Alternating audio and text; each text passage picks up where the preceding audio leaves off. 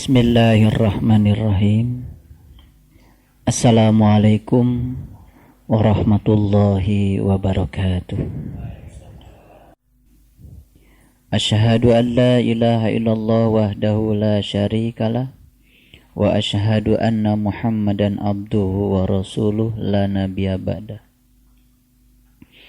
Allahumma salli ala Muhammad wa ala ali Muhammad kama shallaita ala Ibrahim wa barik ala Muhammad wa ala ali Muhammad kama barakta ala Ibrahim innaka Hamidum Majid.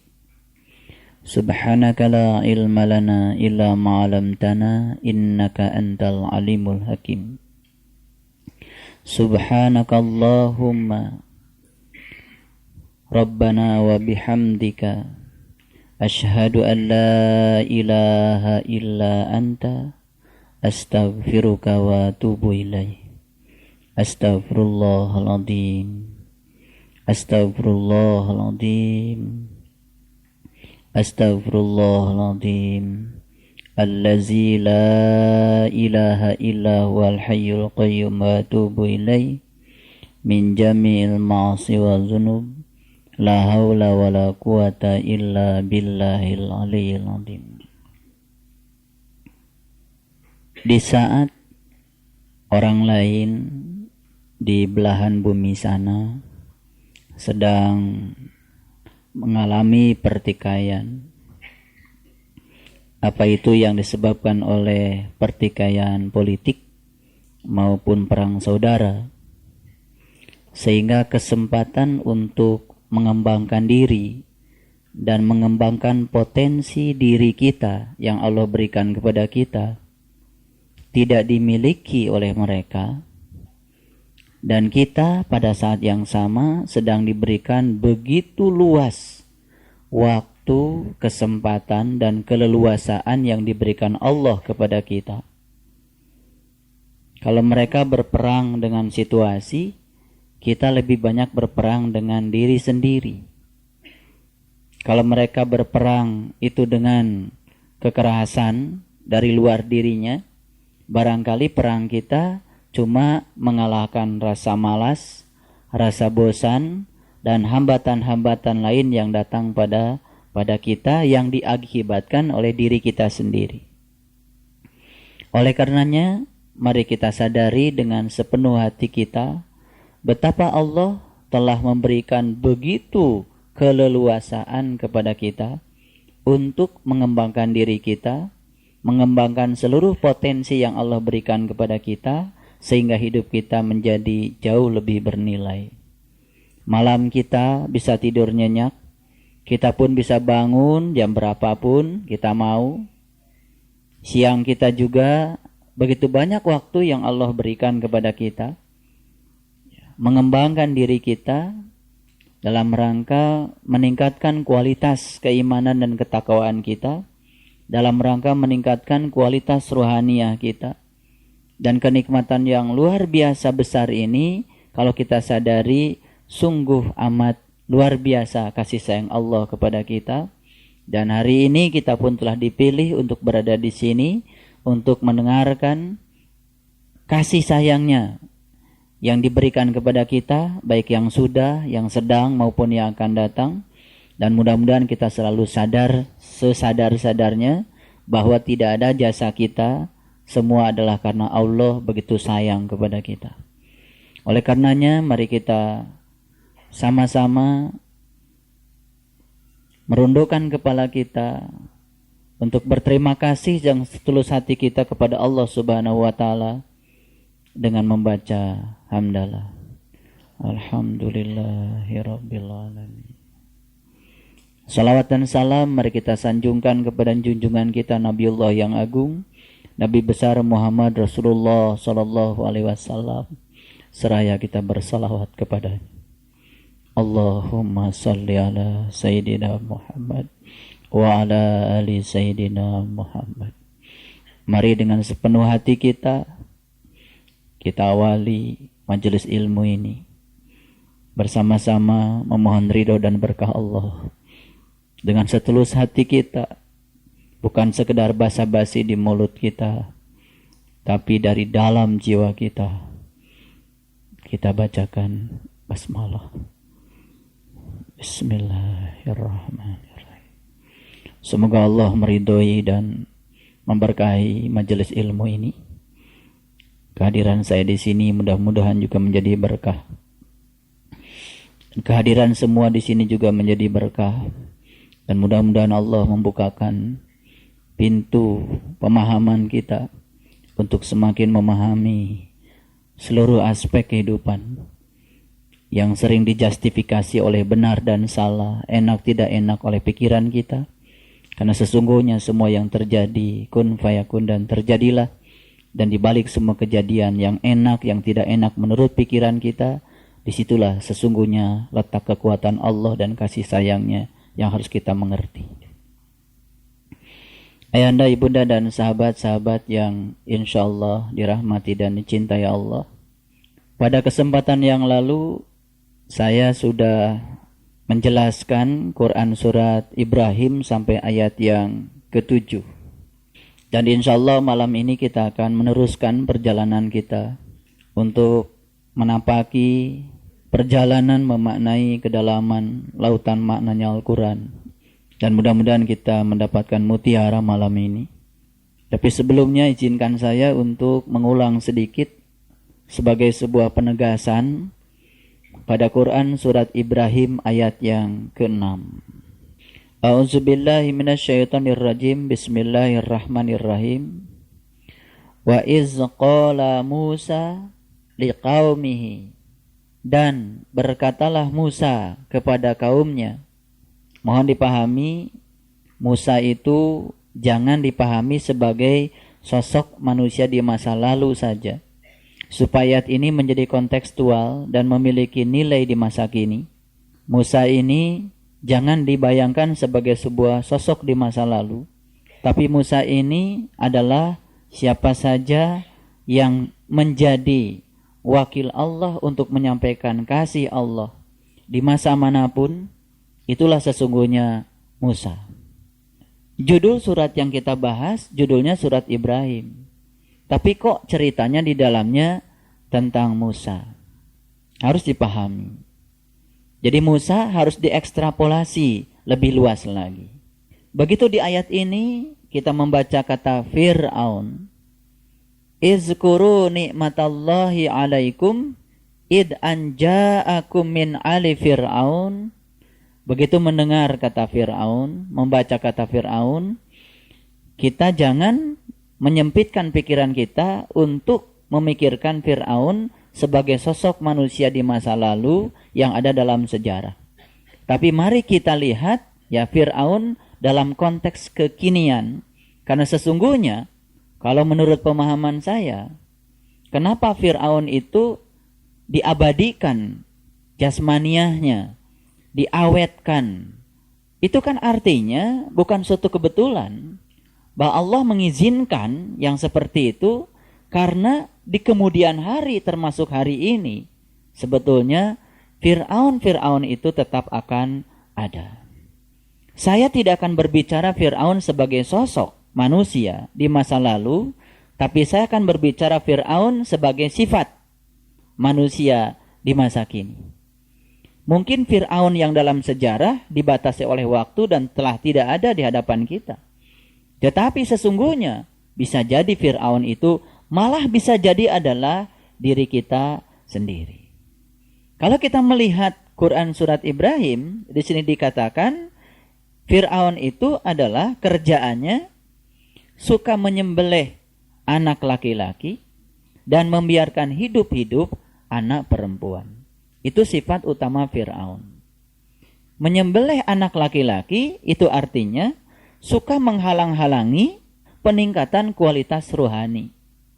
Menyembelih anak perempuan pasti otomatis setiap orang menghalang-halangi rohaniahnya untuk maju, pasti dia mengizinkan aspek jasmaniahnya untuk berkembang. Setiap dia itu bergerak ke arah kanan, itu pasti menjauhi kiri. Setiap dia bergerak ke arah kiri, pasti menjauhi kanan. Sudah otomatis. Ini bukan sesuatu yang bersifat terpisah, tapi sesuatu yang bersifat simultan. Mungkin tak terasa sesungguhnya kita pun barangkali ya sering mengizinkan malas ya bekerja pada diri kita. Sering mengizinkan ya alasan-alasan yang tidak masuk akal diizinkan sebagai pembenaran kepada kita, sekedar menenteramkan ya perilaku kita yang sesungguhnya berlawanan dengan hati nurani kita.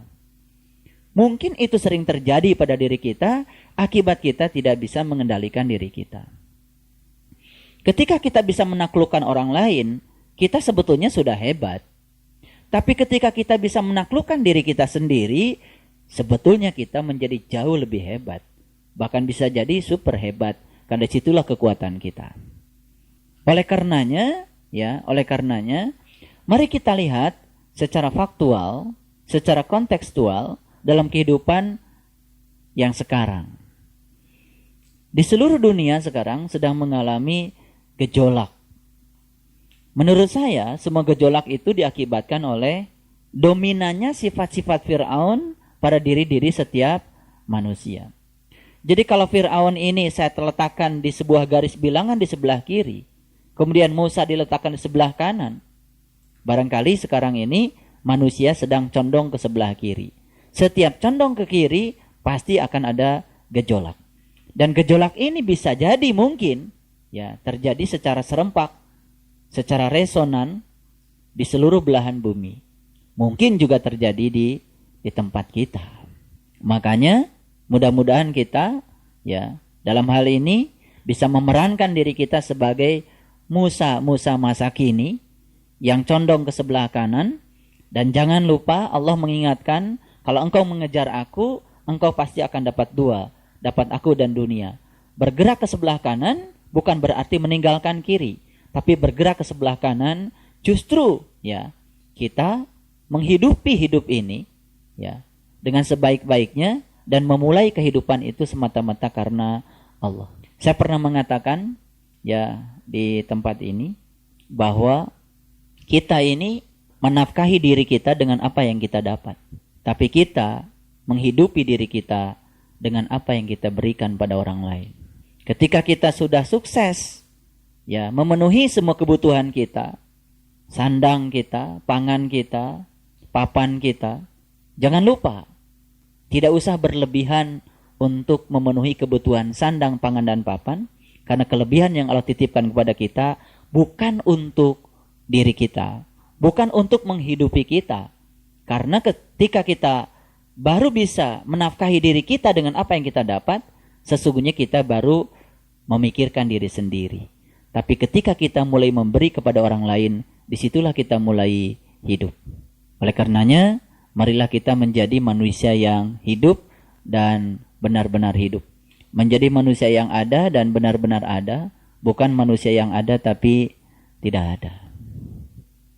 Jadi gejolak-gejolak, kegelapan-kegelapan, pertumpahan darah, kebencian, kemarahan, penyesalan, dan semua sifat-sifat buruk yang dimunculkan pada diri manusia, itu sebuah tontonan tentang betapa dunia ini telah mengalami sebuah kegelapan.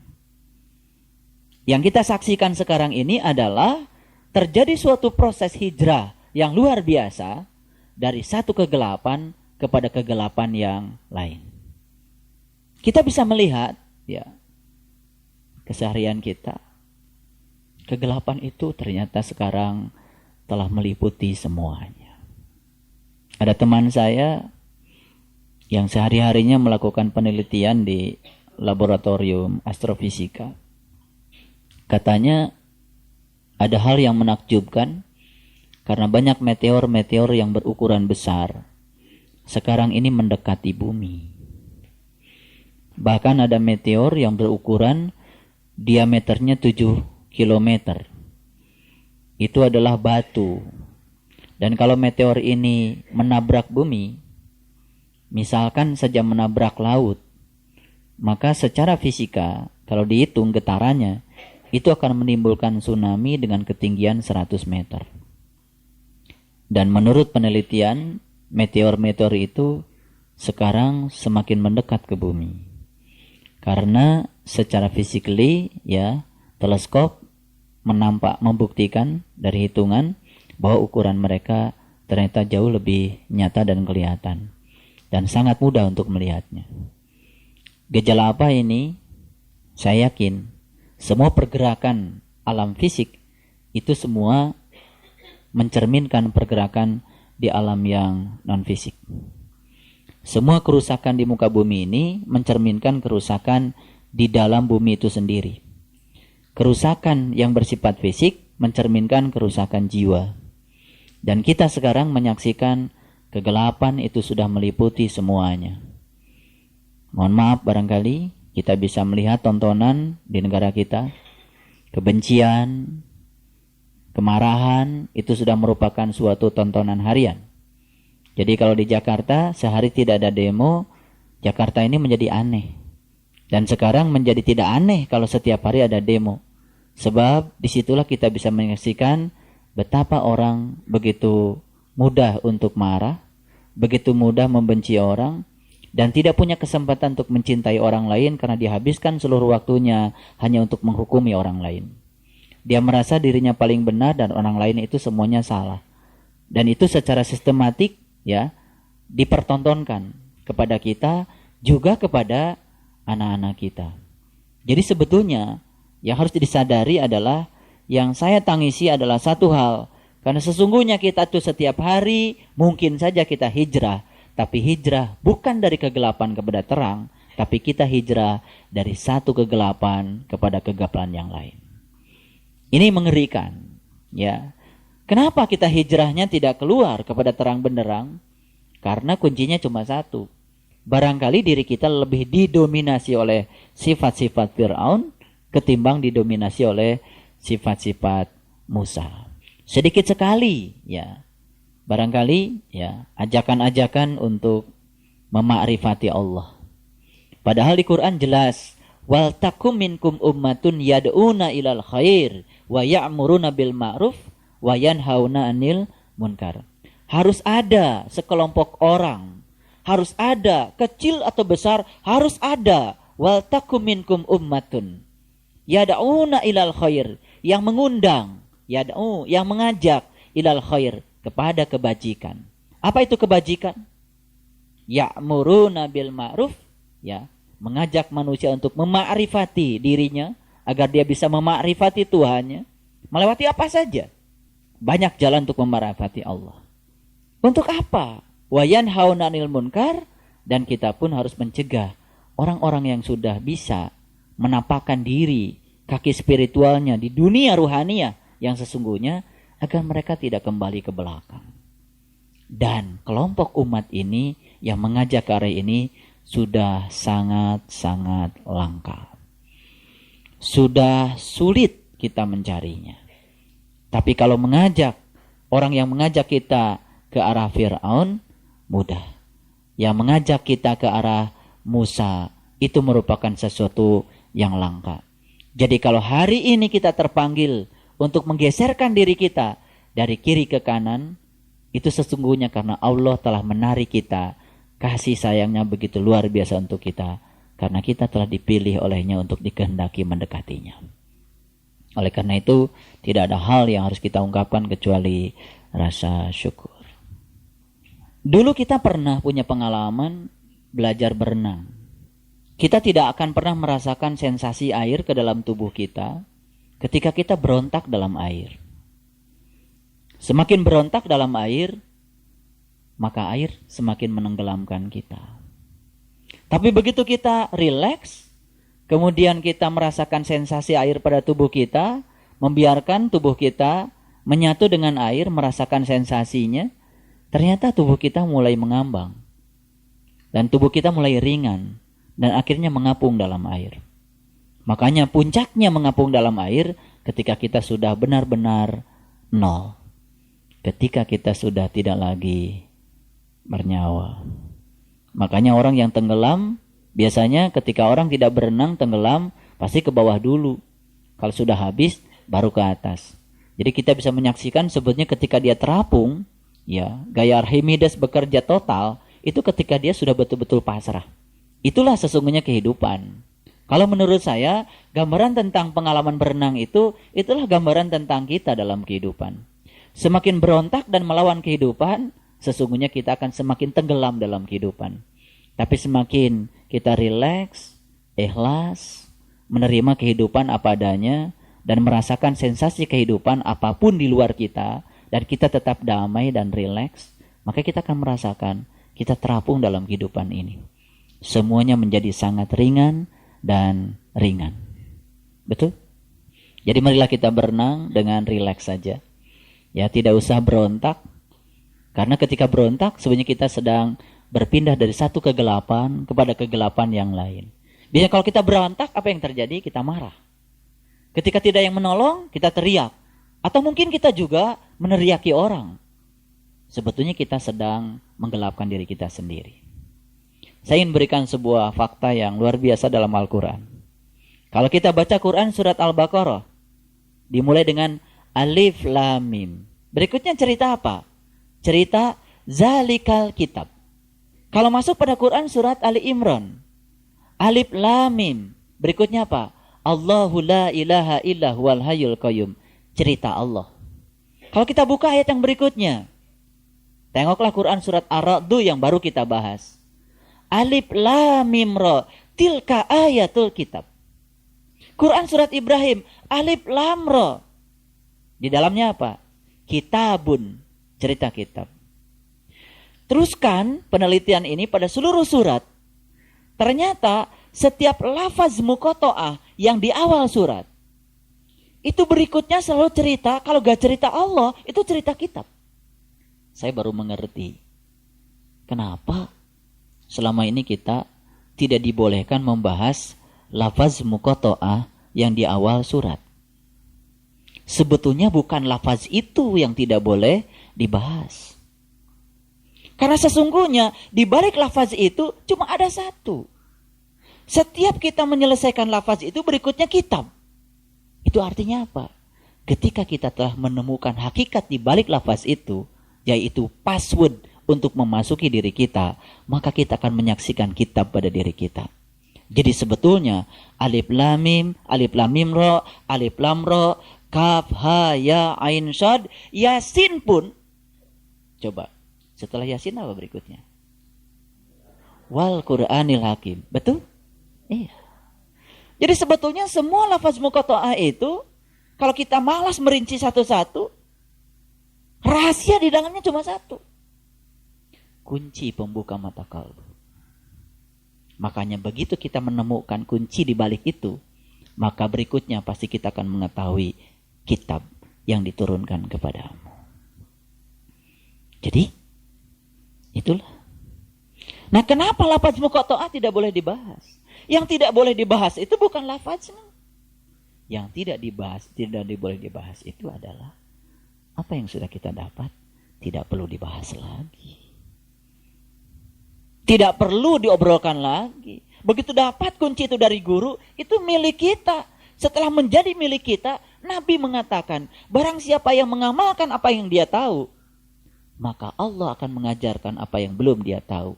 Jadi kalau kita ingin banyak ilmu, gak usah cari kesana kesini. Kunci itu cukup untuk membuka rahasia semua ilmu. Amalkan itu dan terus amalkan. Mengamalkan yang kita tahu, Allah akan mengajarkan apa yang kita belum tahu. Jadi kaya kan kita. Kalau tidak boleh dibahas lagi, berikutnya tinggal apa? Jalani agar kita bisa menemukan kitab. Makanya tugas di Quran itu kan cuma satu. Di Quran surat Al-Isra, nanti kita akan masuk ke situ. Allah menugaskan cuma satu. Iqra kitabaka kafa binafsika al-yawma 'alaika hasiba. Bacalah kitabmu. Cukuplah itu sebagai juru hisabmu. Cukuplah itu sebagai muhasabahmu. Muhasabah yang sesungguhnya terjadi ketika kita membaca kitab. Simpel sekali. Belajar agama itu simpel sekali. Semakin dalam, saya diberitahu rahasia Al-Quran oleh Allah. Ternyata semakin simpel agama itu. Semakin sederhana. Ternyata di balik kesederhanaan itulah adanya kebijaksanaan dan kearifan. Ketika telah membuat sesuatu yang sulit menjadi amat sederhana, itulah sesungguhnya puncaknya ilmu. Jadi kalau masih berbelit-belit cerita sesuatu, itu namanya belum ngerti. Saya ngerti Pak, cuman susah ngomongnya. Itu belum ngerti. Lah bagaimana? Ya, sesuatu yang sudah dimengerti itu harusnya mudah dikomunikasikan pada orang lain. Kalau belum bisa dikomunikasikan, itu namanya tacan ngartos. Ya, jadi sekarang saya ingin berikan sebuah contoh sederhana. Mari kita lihat Mesir. Mesir itu tempat hidupnya Fir'aun. Jadi kehidupan Fir'aun dan Nabi Musa itu awalnya secara fisik dalam sejarah itu adalah Mesir. Jadi kalau menurut saya, gejolak di Mesir ini bisa merupakan sebuah tanda besar dari Allah bahwa pertikaian darah di masa lalu terjadi di masa kini karena kita telah mengabadikan sifat-sifat Fir'aun. Dan Fir'aun ini sudah tidak tinggal di Mesir saja. Sudah beredar ke seluruh penjuru dunia. Dan kegelapan akan mewarnai seluruh penjuru dunia. Jadi ini kemungkinan akan menjadi sebuah bola salju. Karena akan terjadi resonansi yang luar biasa. Karena manusia tidak suka lagi berada dalam situasi yang tidak nyaman. Karena manusia punya hak asasi untuk nyaman. Jadi hak asasi itu seperti ini. Orang lain punya hak untuk menyakiti kita, tapi kita punya hak untuk tidak merasa tersakiti. Setuju? Nah itu yang bagus. Itu hak asasi yang benar yang kayak gitu. Nah hak asasi selama ini itu salah kaprah. Ketika orang lain punya hak menyakiti kita, kita juga punya hak menyakiti orang lain. Nah sama gilanya. Gak usah belajar Quran surat Ar-Ra'd. Capek-capek. Ya kan? Iya, puncaknya Ar-Ra'd itu kan melawan kejahatan dengan kebaikan. Orang lain punya hak menyakiti kita. Kita punya hak untuk tidak merasa tersakiti. Lalu kita punya hak untuk menyayangi orang-orang yang menyakiti kita. Simple. Damai enggak kalau begitu semuanya? Damai. Nah, sebetulnya ketidakdamaian itu karena apa? Karena kita ego. Nah, egonya dibimbing oleh Fir'aun. Itu barangkali ya Allah yang mengizinkan Fir'aun diawetkan itu tubuhnya karena memang Fir'aun ini memang abadi. Di setiap zaman pasti akan ada. Oke. Saya cuma mengulang saja supaya kita iya ya. Qurannya ketika dipahami untuk diri saya kok terasa ya pragmatisnya. Tapi ketika Quran ini dibaca begitu dengar Fir'aun, itu dulu. Kan di sini dikatakan ya, ingatlah nikmat Allah atasmu ketika dia menyelamatkan kamu dari Fir'aun dan pengikutnya. Gitu. Jadi oleh karena itu, maka ya, mari kita fokus pada diri kita ketika kita membaca Al-Quran. Supaya kita mendapatkan pencerahan terus-menerus dari Al-Quran. Baik, kita masuk ayat yang ke-8. Dan Musa berkata, jika kamu dan orang-orang yang ada di muka bumi semuanya mengingkari nikmat Allah, maka sesungguhnya Allah Maha Kaya lagi Maha Terpuji. Ini Musa berkata tuh kepada siapa? Kepada kamu. Siapa kamu di situ? Tentu saja orang-orang yang pernah ikrar untuk berguru kepada Musa. Betul? Yang di luar itu tidak masuk dalam ayat ini. Karena di sini yang dibicarakan itu, jika kamu dan orang-orang yang di muka bumi semuanya mengingkari nikmat Allah. Ini yang dibicarakan ini adalah orang-orang yang mengingkari nikmat Allah. Siapa yang mengingkari nikmat Allah? Yang sudah dapat nikmat atau yang belum? Yang sudah dong. Berarti ayat ini cerita untuk yang sudah dapat nikmat. Tapi kemudian dia mengingkarinya. Apa sih nikmat Allah yang paling besar? Allah katakan di Quran, wa'tasimu bihablillahi jami'a wala tafarraqu wazkuru ni'matallahi 'alaikum idz kuntum a'daan fa'alafa baina qulubikum fa asbahtum bi ni'matihi ihwana. Nikmat Allah yang paling besar itu ketika Allah menyelamatkan kalbu kita dari gelap gulita kepada terang benderang, ketika Allah mengulurkan tali kepada kita, habl. Apa itu tali Allah untuk kita? Tali Allah itu kata Imam Al-Ghazali adalah ma'rifatullah. Jadi orang-orang yang telah Allah mengulurkan tali kepadanya, lalu dia menariknya dengan kuat, kemudian mengikuti kemana arah tali itu bergerak, dia akan terus berada dalam ikatannya Allah. Tapi orang-orang yang saat itu ragu dan melepaskan tali yang Allah ulurkan kepadanya, itulah sesungguhnya orang-orang yang mengingkari nikmat. Proses pengingkaran itu sebetulnya sederhana, karena dia membiarkan anak perempuannya hidup-hidup, tetapi dia menyembelih anak laki-lakinya. Artinya apa? Dia cenderung ke kiri, tapi tidak cenderung ke kanan. Makanya godaannya orang yang sudah belajar kerohanian itu pasti dari urusan dunia. Makanya ujiannya pun pasti akan dihantam terus urusan dunianya, sampai suatu saat dia menjadi imun dengan urusan-urusan dunia. Dan itu telah terjadi pada semua orang. Ya, dari zaman para nabi, zaman para sunan, para wali, ya termasuk juga mungkin kita rasakan sampai hari ini. Bagaimana Allah bisa ya menaikkan kita ke tangga-tangga kerohanian kalau kita tidak menuruni tangga-tangga keegoan. Dan ego itu kan berasal dari intelek. Intelek itu kan berasal dari kecenderungan kita ke wilayah kiri. Kan itu sesungguhnya. Jadi kan semakin hari semakin memahami. Ya Quran itu ternyata mungkin ayatnya lain. Suratnya lain. Kok ceritanya sama? Ya kan? Ceritanya sama. Jadi intinya adalah bagaimana kita bisa ya menarik diri kita dari kegelapan kepada cahaya yang terang benderang. Baik, kita teruskan. Ayat yang ke-9. Mari kita lihat. Belumkah sampai kepadamu berita orang-orang sebelum kamu, yaitu kaum Nuh, kaum Ad, kaum Samud, dan orang-orang sesudah mereka. Ini kan cerita tentang kaum Nuh, itu yang ditenggelamkan. Kaum Ad, kaum Samud, itu dibahas secara detail di Quran surat Al-Kahfi. Sebetulnya kaum Nuh, kaum Ad, kaum Samud, itu adalah orang-orang yang dulunya itu sudah diberi nikmat tapi mengingkari. Tidak ada yang mengetahui mereka selain Allah. Telah datang rasul-rasul kepada mereka, membawa bukti-bukti yang nyata, lalu mereka menutupkan tangannya ke mulutnya. Ya, dan berkata, ya, sesungguhnya kami mengingkari apa yang kamu disuruh menyampaikannya kepada kami. Dan sesungguhnya kami benar-benar dalam keraguan-raguan yang menggelisahkan terhadap apa yang kamu ajak kami kepadanya. Jadi kalau ada orang yang belum ikutan ragu, wajar nggak? Wajar. Perlu marah nggak kita?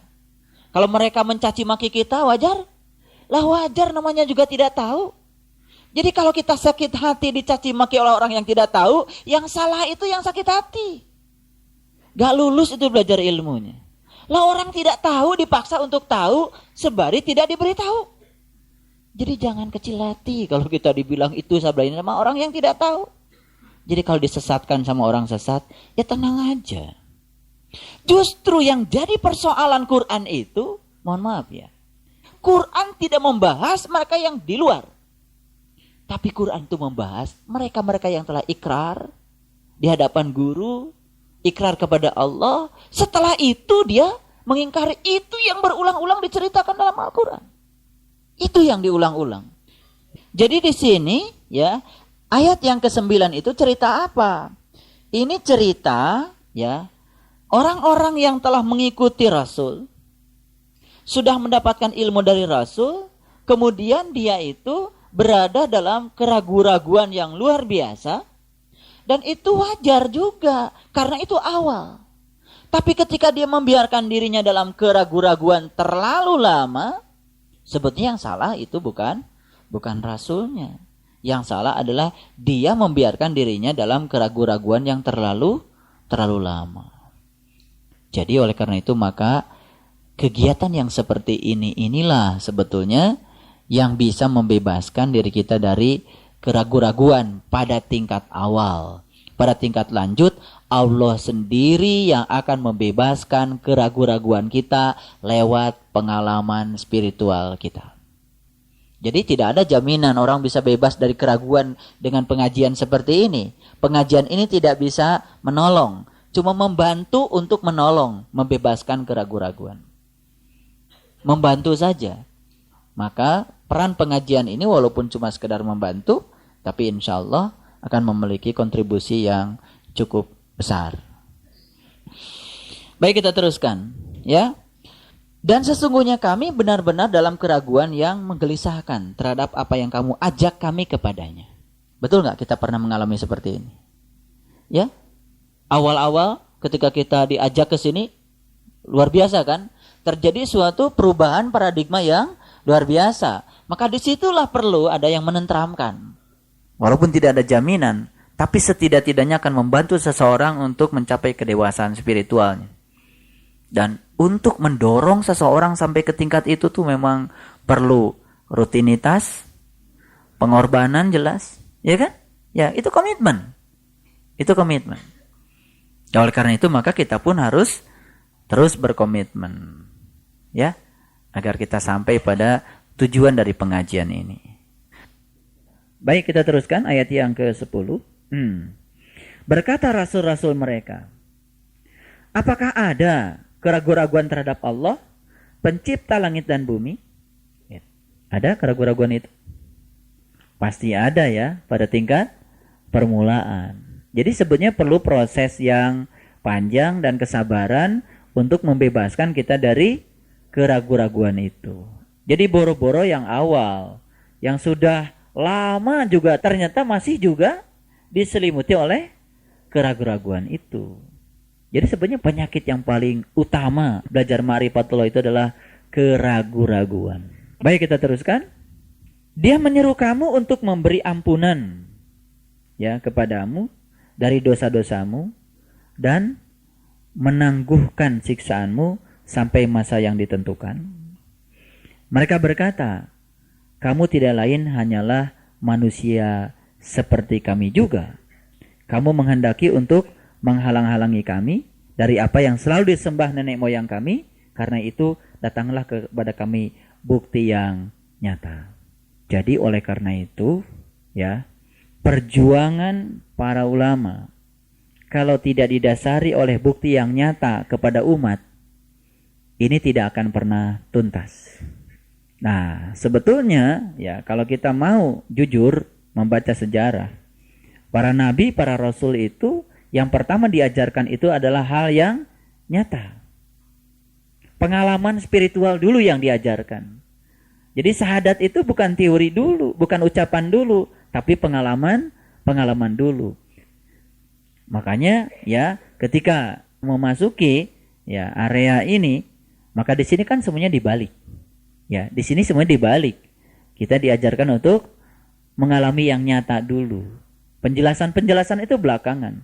Bahkan tanpa penjelasan pun, kalau sudah mengalami yang nyata, kita akan kuat mengimani sesuatu yang Allah berikan kepada kita. Nah, harusnya ya semua kita ini umat Islam untuk kembali kepada Al-Quran, melihat bagaimana sistematika Al-Quran mengajarkan keyakinan kepada umat. Ternyata Quran tuh mengajarkan yang nyata dulu. Jadi penjelasan dan teori itu belakangan. Tapi kebanyakan ya proses pendidikan agama di kita, pembelajaran agama itu lebih banyak pada aspek-aspek penjelasan dan teori. Dan sedikit sekali pengalaman yang nyata itu diberikan. Jadi kita bersyukur ya, karena kita ini kan belajarnya tidak pedagogik tapi andragogik. Jadi kalau kita itu, kalau orang kebanyakan belajar renang itu dari kelas dulu, kalau kita langsung disuruh tenggelam dulu. Gitu. Nah, dari situlah kita perlahan-lahan ditolong sedikit kan. Lalu mungkin sekarang ada yang baru bisa ngapung dikit, ada yang udah ngapung beneran gitu kan. Yaitu masing-masing di antara kita berbeda satu dengan yang lain tergantung relaksasinya. Ya, kalau kita bisa rileks, ya kita bisa ikhlas, bisa tulus, bisa lentur, insya Allah. Makanya yang lentur itu kan biasanya mengalir ya. Yang lentur itu mengalir. Coba perhatikan di selokan. Kalau airnya sudah habis, sisanya apa? Sampah. Apalagi kayu, ada karung, itu kan? Ada baju bekas, ada plastik, betul nggak? Nah, kenapa mereka itu tersangkut? Gak lentur. Coba air, dek, ngalir sini, dek, ngalir sini, dek, ngalir sini, ngalir aja terus. Banyak rintangan karena dia lentur, gitu. Makanya orang yang kaku, ya, dalam belajar agama gak lentur, biasanya nyangkut. Ini maksud saya, nyangkut. Mati kan tidak ditanya, tidak ada ujian ketika mati. Mohon maaf kata malaikat, sampean tuh pakar apa? Gak penting uji malaikat. Pertanyaan mati cuma satu, man robuka. Mau belajar fikih, belajar apa, ujungnya itu harus sampai pada Allah. Nah, ada yang nyangkut di ikro. Pokoknya udah bisa an, in, un, ban, bin, bun, selesai gitu. Ya satu huruf saja kebaikannya banyak kan begitu. Cari-cari alasan. Betul? Nyangkut situ. Nah, sekarang udah mulai lentur sedikit, ngalir. Mulai kita bisa menjadikan setiap orang guru kita kan? Orang yang baik guru kita, orang yang buruk juga guru kita. Mulai lentur. Ya, peristiwa yang menyenangkan guru kita, peristiwa yang menyakitkan guru kita. Mulai lentur. Dulu kita pengennya yang senang terus, begitu ada yang sakit menolak, gak lentur. Nah, jadi sebetulnya pengajian yang kita bina ini sebetulnya tujuan utamanya itu membuat kita menjadi lentur. Iya. Dulu gampang sekali kan kita menghukumi orang lain. Sekarang sudah mulai lentur. Dahlah, gak usah ngurusi orang. Urusi aja diri kita. Udah mulai lentur. Ya kan? Nah, semakin lentur kita semakin mengalir. Makanya kalau lentur itu tidak akan tersangkut. Ya. Jadi kalau ada kayu tersangkut, kayu kaku, ya kan? Coba, mohon maaf, ngajak orang yang kaku dalam beragama untuk belajar ilmu ini. Berat katanya tuh kan, berat. Udah pidato banyak-banyak gitu, kamu ikut juga. Kesel lagi kita. Kalau masih ada kesel pidato itu juga kita belum lentur. Jadi kita masih ada dalam kegelapan. Kalau sudah ceramah, wa ma alaina illal balagul mubin. Kita sudah menyampaikan, ya sudah, enggak usah dipikirkan. Lentur saja. Ya. Jadi itu urusan sendiri-sendiri, ya. Nah, makanya kita harus lenturkan diri kita. Nah, ciri orang yang sudah lentur itu ditandai dengan kebijaksanaannya, kearifannya. Coba berhadapan dengan yang tidak bijaksana. Berat. Betul nggak? Mau ngomong gitu salah, nggak ngomong salah, gitu kan? Nah itu. Tapi kalau kita berhadapan dengan orang yang lentur, yang bijak, penuh dengan kearifan, kita mulai udah bisa terbuka bicara tanpa beban. Betul? Iya. Makanya kita kan kalau punya sahabat, kaku sekali. Susah kan mau bicara? Karena komunikasi itu tidak pernah jalan kalau kita tidak lentur. Nah, jadi sebetulnya ini soal lentur ini penting. Karena ternyata air itu karena lentur menjadi kuat. Jadi jangan dikira kekuatan gedung ini terletak pada besi. Tidak. Besi itu kaku. Bukan terletak pada kayu, bukan terletak pada semen, bukan terletak pada batu, bukan pada pasir. Semua keras dan kaku. Dan semua yang keras-keras itu disatukan oleh yang lentur yang bernama air. Lentur itu kuat. Jadi kalau yang lentur itu coba bola. Tendang sana, tendang sini. Ya, tetap aja. Coba batu ditendang. Gak lentur, iya kan? Nah, gitu. Kalau mau nendang yang gak lentur tuh sakit. Nah, tugas kita itu adalah menjadikan kita bernilai bagi orang lain. Orang lain itu merasakan pencerahan dari kita tapi tak tersentuh, tidak merasa dipojokkan. Nah itu syaratnya harus lentur dulu. Jadi makanya kita pun dulu kalau diajak secara tidak bijaksana kan nolak. Betul nggak? Nah inilah pentingnya. Maka saya ingin memberikan 10 tips supaya kita menjadi orang-orang yang lentur. Satu, kita harus belajar mengosongkan gelas kita. Dari apa sih? Dari segala kepentingan-kepentingan pribadi kita. Jadi, gelas kita harus kosong. Biarkan yang mengisi gelas kita adalah Allah saja. Sebetulnya ketika kita mencoba memasukkan kepentingan-kepentingan kita di dalam gelas kita jadi keruh. Makanya kita harus selalu kosong dari segala perkara-perkara selain Allah. Makanya ketika kita kosongkan dari segala kepentingan-kepentingan duniawi kita semata-mata karena Allah, di situ kita akan menjadi sangat amat lentur. Mohon maaf ya, rasakan dan nyatakan pengalaman ini dalam pengalaman hidup kita. Yang membuat semua menjadi kaku karena ada pengalaman dan gelas kita menjadi penuh dengan muatan-muatan dari diri kita. Sekarang kosongkan semuanya, biarkan Allah saja. Allah saja. Yang kedua, supaya kita lentur, jangan pernah manja pada selain Allah. Ngerti maksudnya? Iya. Kalau mau curhat sama Allah sajalah. Jangan curhat pada yang lain-lain. Jadi kaku. Ngerti maksud saya? Jadi kalau kita mau manja saja sama Allah. Jangan manja sama yang lain-lain lah. Manja sama atasan kita. Mohon maaf, manja sama pasangan kita. Manja pada kekuatan-kekuatan di luar Allah. Itu akan membuat kita menjadi kaku. Maka kita harus lenturkan kita dengan cara apa? Dengan cara yang kedua, yaitu kita hanya boleh manja kepada Allah saja. Caranya kirim-kirim Al-Fatihah, ya, sholat syukrul wudu, tobat, hajat, kirim Al-Fatihah pada Rasul, guru, ibu bapak kita, saudara-saudara sudah lakukan 17 kali. Sudah lentur, sudah nggak usah dikatakan. Allah udah bilang di Quran, apa yang kau katakan, yang kau sembunyikan, aku tahu. Lillahi ma fis samawati wa ma fil ar wa in tubdu ma fi anfusikum aw tukhfuhu yuhasibkum bihillah.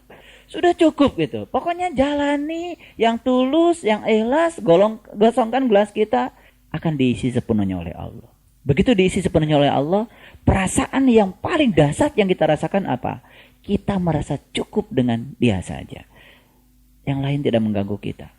Tubuh kita boleh bergerak kemana-mana, tapi jiwa kita tetap wukuf bersama dengan Allah di padang Arafah yang sesungguhnya. Tetap diam bersama Dia. Sudah. Itu cara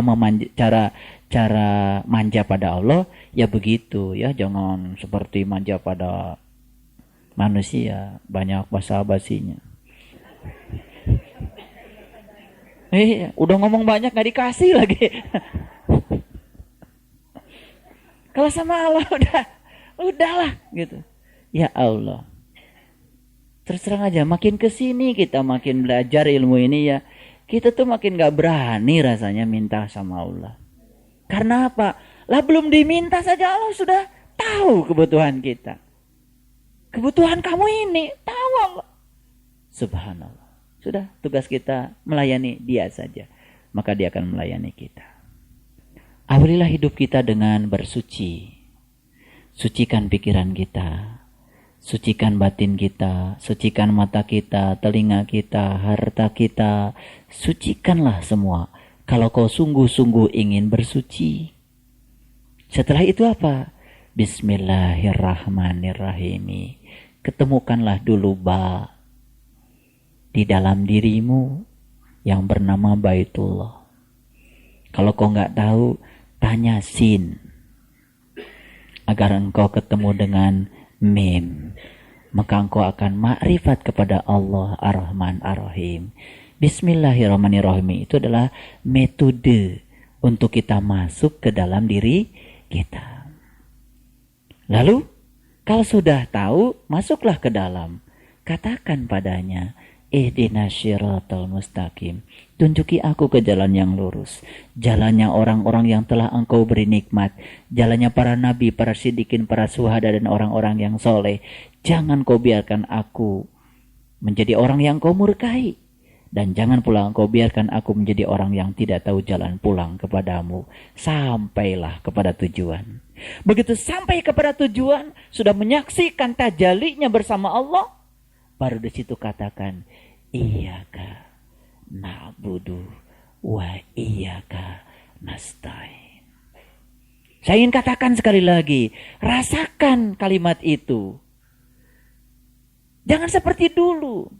Iyyaka na'budu wa iyyaka nasta'in. Iyyaka na'budu wa iyyaka nasta'in. Bersyukur kita mendapatkan cara baca yang benar dari seorang yang ummi. Saya sudah ngaji dari dulu. Begitu dengar Pak Kadarto bilang begitu, saya cuma menangis dan sami'na wa ata'na. Sangat masuk akal. Di situ kita merasakan getaran yang sangat luar biasa. Begitu kita sampai, lalu kita katakan, iyyaka na'budu wa iyyaka nasta'in. Hanya kepadamu aku menyembah. Hanya kepadamu aku minta tolong. Aku enggak mau curhat pada siapapun kecuali padamu. Aku tidak mau mengeluh pada siapapun kecuali padamu. Karena engkau tanpa aku mengeluh pun telah hadir padaku dan memenuhi segala kebutuhanku. Tanpa kita mengeluh. Setelah itu, Maliki Yaumiddin. Karena engkaulah yang menguasai segalanya. Bumi dan langit kepunyaanmu, diriku kepunyaanmu. Aku tak memiliki apa-apa. Karena apa yang kau titipkan padaku hanya hak guna pakai saja sepanjang aku diizinkan olehmu. Begitu kita lepaskan semuanya, tidak ada kekhawatiran, takut kehilangan apapun. Tidak ada. Tapi begitu kita tidak khawatir, takut kehilangan apapun, maka kita tidak akan kehilangan apapun. Karena kehilangan apapun berasal dari kekhawatiran kehilangan apapun. Itu pikiran kita yang mengundangnya. Setelah itu kemudian Ar-Rahman Ar-Rahim. Terima kasih Tuhan. Aku yakin semua yang terjadi dalam hidupku adalah bagian dari kasih sayangmu. Kita tidak pernah melihat bencana. Kita tidak pernah melihat ujian. Itu bahasa-bahasa yang berbeda-beda. Yang kita lihat di semesta ini cuma satu. Ar-Rahman Ar-Rahim. Ketika usaha kita gagal, yang kita lihat Ar-Rahman Ar-Rahim. Ketika kita sakit, yang kita lihat Ar-Rahman Ar-Rahim. Ketika banyak peristiwa yang menghantam kita, yang kita lihat cuma satu. Ar-Rahman Ar-Rahim. Maka Allah katakan, walillahil masyriqi wal maghrib fa aina ma tuwallu fasama wajhullah. Orang yang telah menjadi ulul albab, kemanapun dia memalingkan wajahnya, di situ dia cuma mendapati Allah Ar-Rahman Ar-Rahim. Allah Ar-Rahman Ar-Rahim. Subhanallah. Setelah sampai di fase Ar-Rahman Ar-Rahim, masuk pada fase yang lebih tinggi lagi. Alhamdulillahi Rabbil Alamin. Segala puji hanya milikmu. Engkau adalah Rabb, keberadaan di balik semua semesta ini. Apapun yang terjadi, karena keberadaanmu yang meliputi semesta ini. Makanya Quran mengatakan, wa akhiru da'wahum anil hamdulillahi rabbil alamin. Maka akhirilah ajakanmu dengan alhamdulillahi rabbil alamin. Jadi mulai sekarang ikuti perintah Nabi. Ucapkan alhamdulillah dan bersabar, dan ucapkan alhamdulillah dan bersyukur. Itu kata Nabi. Ketika engkau mendapatkan yang tidak engkau inginkan, tetap harus mengucapkan alhamdulillah dan bersabar. Dan ketika engkau mendapatkan yang tidak engkau inginkan, tetap ucapkan alhamdulillah dan bersyukur. Jadi ketika kita sakit, alhamdulillah. Ketika kita sehat, alhamdulillah. Semuanya alhamdulillah. Kalau sudah alhamdulillah, yakin ketika tidak diterima di sini pasti ada yang lain. Itu alhamdulillah itu akhirnya alhamdulillah itu awalnya cuma ucapan. Akhirnya ucapan itu akan tenggelam dengan sendirinya. Yang ada adalah tindakan dan perbuatan dari alhamdulillah itu sendiri. Itu puncaknya doa. Oke, keluar dari sini. Saya ingin semua kita tetap mengucapkan alhamdulillah. Alhamdulillah ya Allah, saya sakit perut. Betapa nikmatnya sehat perut, tapi selama ini saya sia-siakan. Ya alhamdulillah, nih ada tikus. Saya jadi bangun. Ini mungkin cara Engkau untuk membangunkan aku. Terima kasih ya Allah. Jadi mulai sekarang, dalam situasi apapun alhamdulillah. Pak, bukannya kalau ada musibah innalillah. Memang semuanya dari Allah, kembali kepada Allah. Jadi bagi kita alhamdulillah innalillah sama saja. Karena kata-kata itu kan hilang semuanya. Yang ada adalah wajah Allah. Paham? Nah, jadi wajah Allah di mana-mana. Kalau sudah begitu, mulailah kita bisa merasakan hidup ini sebagai sesuatu yang indah. Yang ketiga, upayakan pikiran kita selalu positif. Mungkin bosan dengerin saya ngomong seperti ini. Saya paling juga cuma bilang, alhamdulillah kalau bosan. Bosan saja dengerin saya ngomong, kelakuan masih negatif. Apalagi kalau tidak bosan. Jadi alhamdulillah juga. Kan kadang-kadang kita suka dibalik-balik kan pikirannya. Ngapain lu sholat? Sholat aja kelakuan kayak gitu. Harusnya kalau pikirannya positif, sholat saja kelakuannya kayak gitu. Gimana gak sholat? Jadi positif saja, ya. Semua dibikin positif saja. Karena kita menjadi lentur. Begitu kita negatif, berat kita. Beban kita jadi amat sangat berat. Jadi sebetulnya beratnya diri kita, beratnya pikiran kita, karena kita kaku, gak lentur. Coba rasakan dengan yang 3 saja. Sudah terasa lentur? Ya, keluar dari sini tambah lentur. Ntar, lenturnya ntar dibanting-banting ke sana kemari. Lentur banget ntar. Ya, pokoknya upayakan selalu berpikir positif. Racun-racun yang kemudian membuat kita menjadi pikiran negatif, buru-buru diusir. Makanya saya kasih yang istimewa juga, biar pulang dari sini udah lentur semua. Ya. Jadi kita harus bisa senyum dalam segala situasi. Ya, nggak usah nyusah-nyusahin diri sendiri.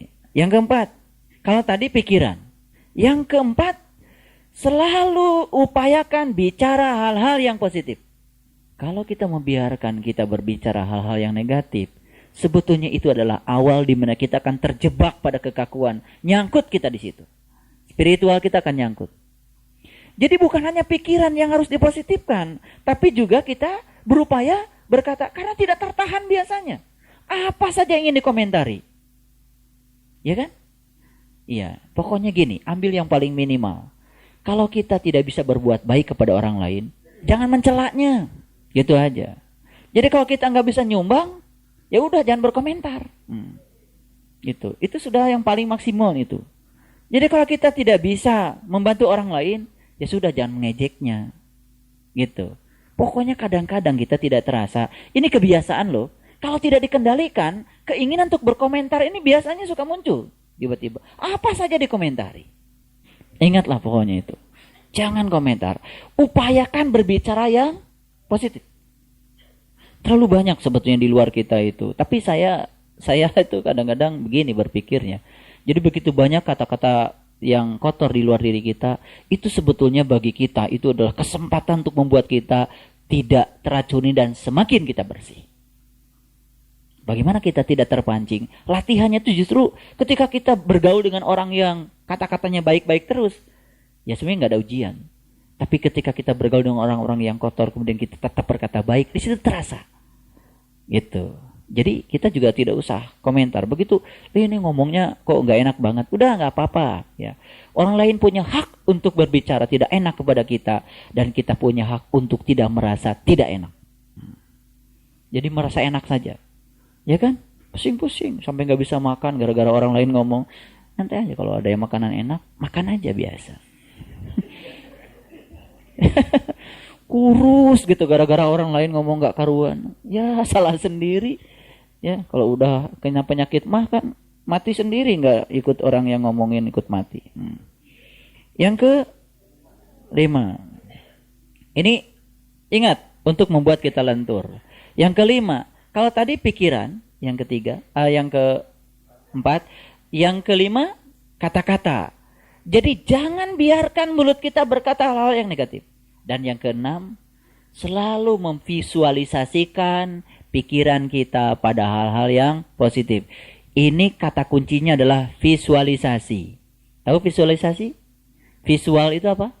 Gambaran, ciptaan, mencipta, menggambar hal-hal yang positif-positif saja. Ini maksud saya, menggambarkan hal yang positif. Ya, jangan menggambarkan macet, jangan menggambarkan susah parkir. Pokoknya gambarkan, visualisasikan, saya pasti gitu. Karena visualisasi itu penting. Ketika orang itu dari awal sudah visualisasinya negatif, kaku dia. Segala nggak jadi biasanya. Dan untuk menjadikan kita mengalir, dan lentur, itu kuncinya satu. Visualisasikan sesuatu yang positif. Baik. Yang ke-6. Belajar memanfaatkan setiap kesempatan untuk peningkatan kualitas diri. Ngerti maksudnya? Kalau kita ngaji, meningkat kualitas diri kita, itu standar. Biasa. Tapi ketika kita mendapatkan yang tidak enak, lalu kita bisa gunakan hal yang tidak enak itu sebagai kesempatan untuk meningkatkan kualitas diri, itu sudah mulai agak luar biasa. Tambah tidak enak situasinya, tapi kita tetap damai dan bisa memanfaatkan situasi untuk pengembangan diri, pengembangan kualitas diri, itu baru luar biasa. Jadi kalau habis ngaji pada baik-baik, itu standar. Tapi habis dihajar orang, habis difitnahin orang, dia bisa menjadikan fitnah dan hajaran orang itu sebagai tangga untuk membuat dia naik. Ini luar biasa. Jadi kesimpulannya apa? Kesempatan itu datang setiap saat. Sesungguhnya bagi kita setiap saat itu adalah sekolah kita. Setiap jam adalah jam pelajaran kita. Setiap orang adalah guru kita. Yang baik adalah guru kita. Yang tidak baik pun sebetulnya adalah guru kita. Sekarang mari kita gunakan setiap momen, setiap kesempatan. Itu adalah kesempatan untuk kita menjadi lebih baik. Jadi sebetulnya kuncinya adalah siapa yang bisa memanfaatkan kesempatan itu, dia akan menjadi lebih baik. Yang tidak bisa memanfaatkan kesempatan, dia akan termasuk orang-orang yang merugi. Wal asri innal insana lafi khusr. Demi waktu, sesungguhnya manusia itu rugi. Siapa yang rugi itu? Dia tidak bisa memanfaatkan setiap kesempatan untuk peningkatan kualitas diri. Baik. Kesempatan itu begitu sangat luar biasa. Yang ketujuh, fokus pada segala hal yang bersifat peningkatan kualitas rohani. Kalau tadi itu memanfaatkan kesempatan, tidak cukup karena kita harus fokus. Nah ini kadang-kadang sebetulnya kita itu sering tidak merasakan apa-apa ketika kita itu kehilangan fokus. Dan fokus pada apa yang kita kerjakan untuk peningkatan kualitas rohania kita, itu akan menyebabkan proses percepatan pelenturan kita juga akan mudah tercapai. Yang ke-8. Ya, berusahalah untuk menjadi yang terkuat. Berusahalah untuk menjadi yang terkuat. Maksudnya apa? Jangan cengeng. Ya, jangan cengeng. Biasanya cengeng itu ketika kita sering membanding-bandingkan diri kita dengan orang lain. Padahal kita tuh memang sudah diberi porsi sendiri oleh Allah. Cuman kita tidak yakin kalau apa yang sedang kita jalani itu adalah porsi kita. Karena kita tidak pernah sukses menjadi diri kita. Coba kita perhatikan. Anjing menjadi sangat luar biasa ketika dia memerankan diri sebagai anjing. Kucing menjadi sangat luar biasa ketika dia memerankan diri sebagai kucing. Nah, jadi kucing aja yang baik. Burung menjadi luar biasa ketika dia memerankan diri sebagai burung.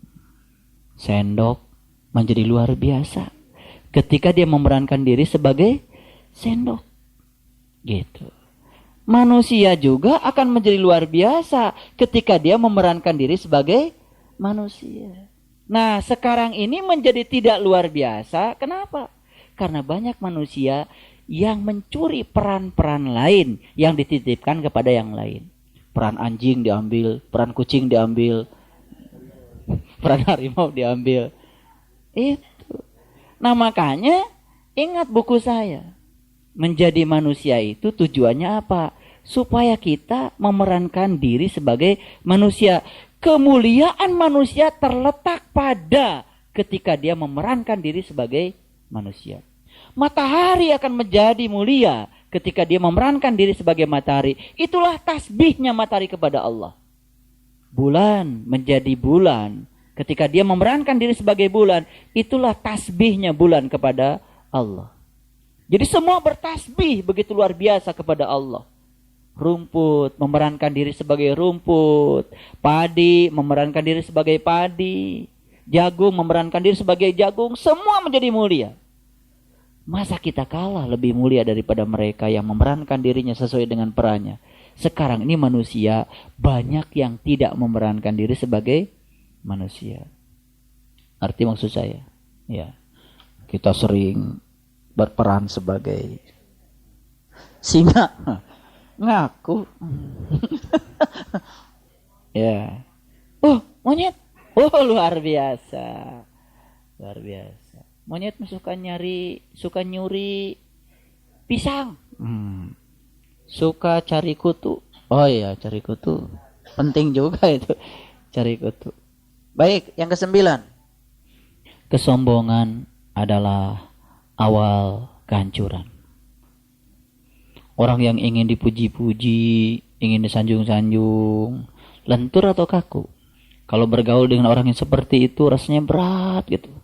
Mau muji berat, nggak dipuji dia yang berat, itu kan? Mau nyanjung ya nggak ada yang perlu disanjung sih sama dia, itu kan? Biasa-biasa aja, tapi nggak disanjung, kasihan dia, gitu kan? Gitu, berat gitu. Nah makanya sesungguhnya ya ketika seseorang itu ya masih ya sering menyombongkan kesombongannya, atau menyombongkan ketidaksombongannya, itu juga suatu kesombongan. Ketika dia masih didominasi oleh itu, dia menjadi hancur. Karena kaku. Yang kaku, betul gak mudah hancur? Kenapa gelas mudah pecah? Karena kaku. Baik, ini tidak asing lagi yang ke-10 itu. Jadikanlah hari-hari kita selalu penuh dengan rasa syukur. Assalamualaikum warahmatullahi wabarakatuh.